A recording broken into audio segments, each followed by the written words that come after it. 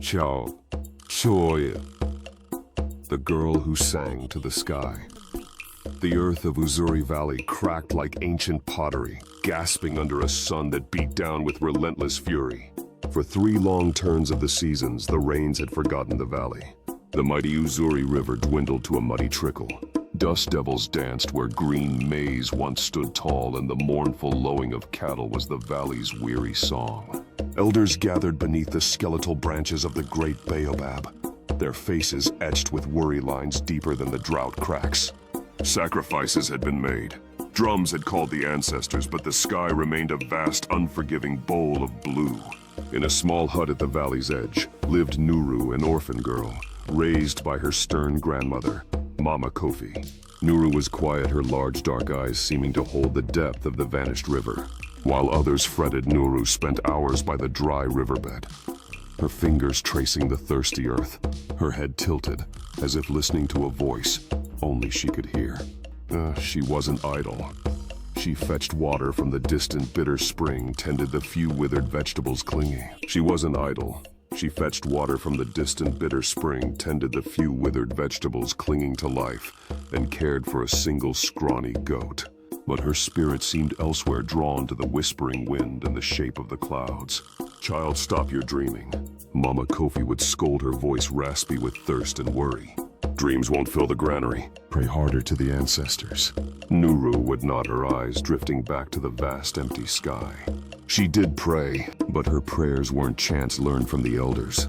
They were silent conversations with the wind, with the hidden moisture in the cracked earth, with the memory of rain. She remembered her mother before the fever took her, singing a soft, lilting melody to a gathering storm. The sound had seemed to coax the first fat drops from the sky. That melody hummed constantly within Nuru, now a secret rhythm against the silence of the drought. One scorching afternoon, as the elders debated another more desperate sacrifice, under the baobab, Nuru climbed the rocky outcrop overlooking the valley. The heat shimmered off the barren land. Below, she saw Old Man Jabari, the most respected elder. His shoulders slumped, his ceremonial staff looking heavy as stone.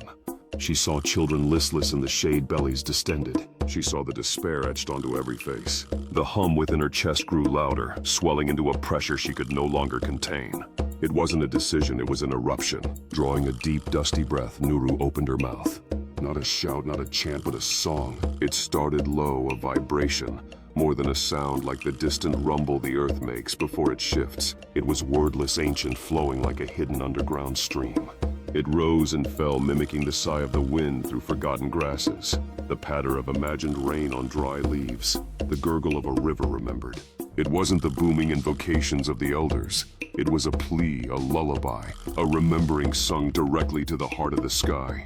The sound carried on the hot, still air. Down in the valley, heads turned. Mama Kofi gasped, hand flying to her. As she sang, a strange thing happened. The relentless sun seemed to soften its edge, blunted.